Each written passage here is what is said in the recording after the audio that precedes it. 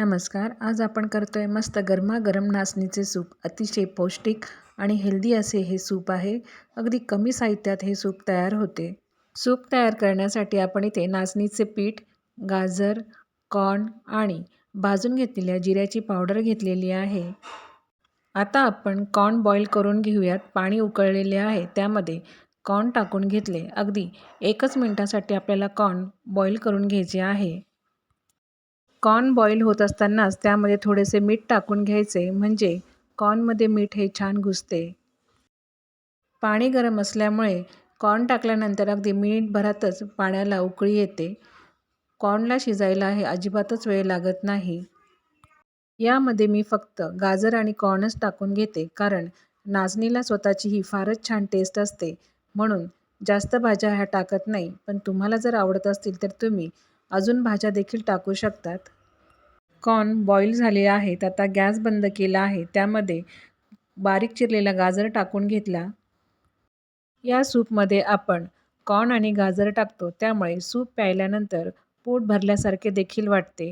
हे सूप पचायला देखील हलके असते, त्यामुळे आपण घरातील आजी-आजोबा, लहान मुले किंवा आजारी माणसं यांना दिले तर ते अतिशय फायदेशीर ठरते. सूप तयार करण्यासाठी कढईमध्ये अगदी पोह्याचा चमचा भरून तेल टाकले आहे. त्यामध्ये हिंग टाकून घेतले. या सूपमध्ये तेल नाही टाकले तरी देखील चालते, पण तेलामध्ये हिंगाची फोडणी ही अतिशय चविष्ट लागते, म्हणून अगदी थोडेसे हिंग टाकून घेतले. आता यामध्ये भाजलेले जिरे देखील टाकून घेतले.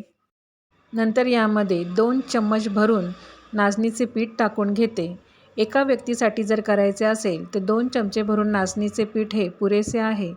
ते आता तेलामध्ये आपल्याला छान परतवून घ्यायचे आहे. पीठ आपल्याला अगदी मिनिटभरच परतवून घ्यायचे आहे. हिंग आणि जिऱ्यामुळे पिठाचा फारच छान वास सुटलेला आहे. पीठ परतल्यानंतर त्यामध्ये गरम पाणी टाकून घ्यायचे आहे. त्यासाठी एका बाजूला गरम पाणी करायला ठेवले आहे.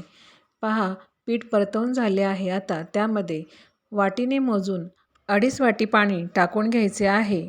पहिल्यांदा मी 2च वाटी पाणी टाकून घेतले. आता पीठ छानपैकी हलवून घ्यायचे. पीठ भाजून घेतल्यामुळे वरतून आपण पाणी टाकल्यामुळे पिठाच्या ह्या अजिबातच गुठळ्या होत नाही. एकाच व्यक्तीसाठी जर सूप करायचे असेल तर 2 चमचे नाचणीचे पीठ आणि 2.5 वाटी पाणी पुरेसे होते. गाजर आणि कॉर्न आपण आपल्या आवडीनुसार कमी जास्त करू शकतो. आता यात चवीनुसार मीठ टाकून घेतले. मीठ टाकल्यानंतर सूप आपल्याला छानपैकी हलवून घ्यायचे आहे.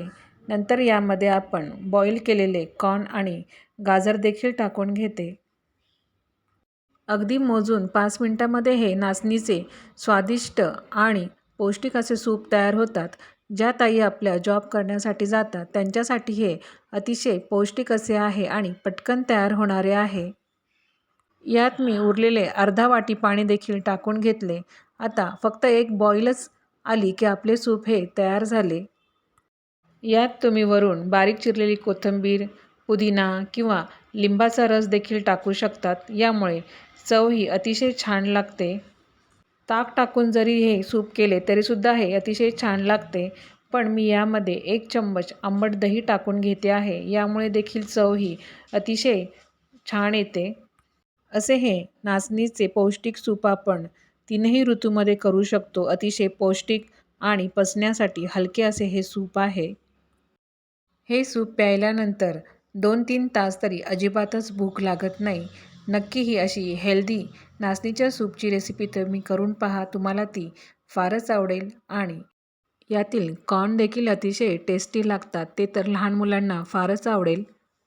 भूक लागल्यानंतर घरामध्ये कोणीही सहजच बनवू शकेल अशी ही रेसिपी आहे. अशी ही रेसिपी आवडल्यास व्हिडिओला लाईक करा, शेअर करा आणि सबस्क्राईब करा. धन्यवाद.